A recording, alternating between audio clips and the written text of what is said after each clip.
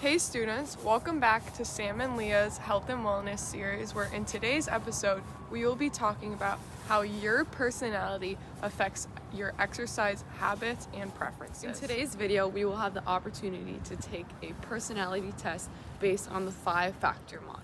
Once we take that test and discover what makes us unique, we will use those results to understand what kind of exercise would be best suited for our own personality. You may have taken a personality test in the past. This includes the Myers-Briggs, the 16 personality factors, but today we're specifically going to be focusing on the 5-factor test, which is also known as the Big Five. So in the 5-factor model, there are 5 different personality traits everyone possesses, but on different degrees, meaning you may be more or less in one personality trait. So now we're going to look at each personality trait. So first we have neuroticism.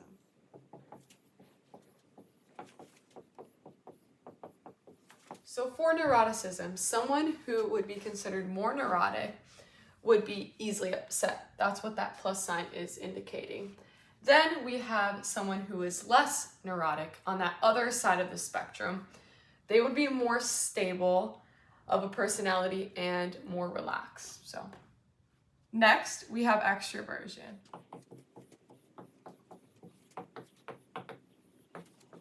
So someone who is extroverted would be very social, likes to spend time with people, tends to be assertive, is very energetic. And then the opposite side would be introversion, so not having a lot of extroversion in your personality. They need more time alone, they keep to themselves.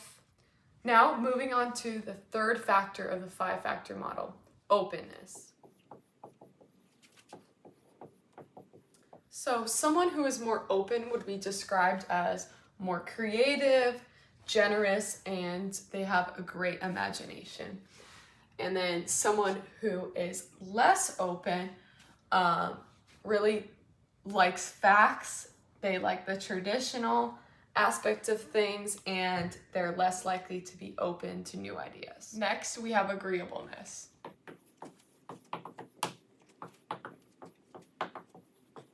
Those who are very agreeable are very kind, they're very cooperative, so they're really good at working with others.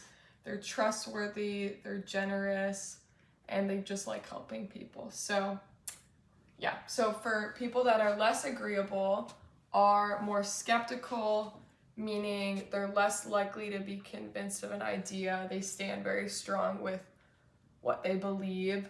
They're argumentative, and they can be a little bit competitive. So lastly, we have conscientiousness.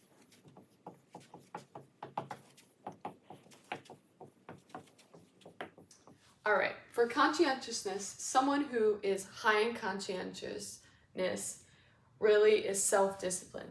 This means that they don't need someone else to tell them to do something. They can work hard by themselves, and they're very self-motivated. They also really enjoy order, and they're those people that like to make a schedule.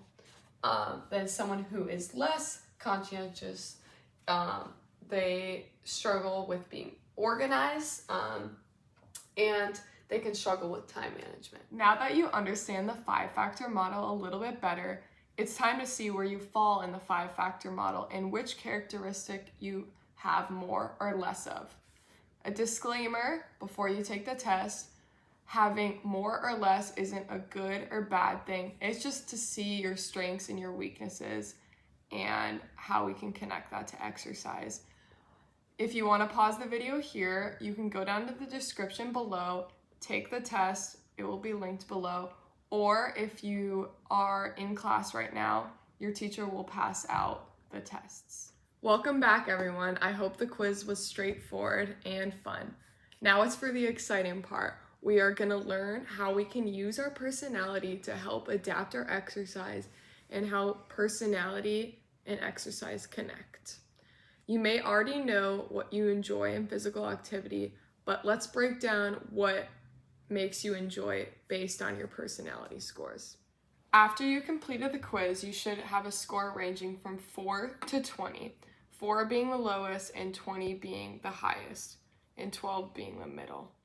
If you scored high in neuroticism, so that would be 13 to 20, to make sure you stay consistent with your exercise and you adhere to it, I would recommend maybe starting with something mindful, so a mindfulness-based practice, so whether that be meditating, or you could do yoga or breath work.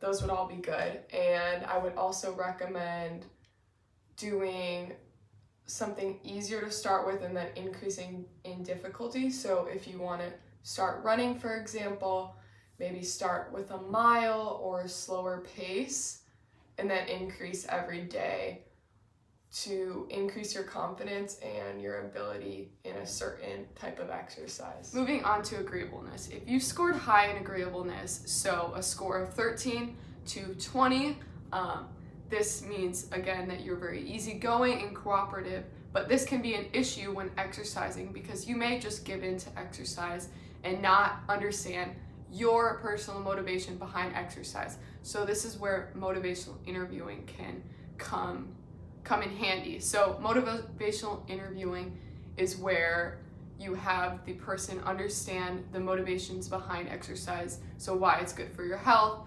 or your exercise preference. If you scored low in agreeableness, so this is from 12 to 4, like I was mentioned before in the video, you're very argumentative, you like things your way, but in a way we can use this as an advantage because you might like sports that are very competitive. So this might be volleyball, water polo, and things like that. You could also kind of do progress checks. So kind of checking in what you have gained and seeing your gains and your progress within your sport. If you scored high in extroversion, you might like more group-based activities like basketball. Go team! You also might enjoy higher intensity activities. This means you get a little bit more tired than usual. But if you scored low in extroversion, so a score of 11 or lower, you, again, like those calmer environments and keep more to yourself. So I would recommend doing activities that are lower intensity, so not as physically demanding or exhausting, and then also a calmer environment. So maybe that could be jogging with 1 or 2 friends, or even by yourself. Now for openness. Like I was saying, if you're high in openness, you're very creative, you're very receptive to new ideas. So I would recommend changing it up a lot for your exercise. So keeping it very interesting and doing different things every day. So maybe one day you'll do racquetball. Maybe the next you'll run. Or you could try an adventurous sport like rock climbing.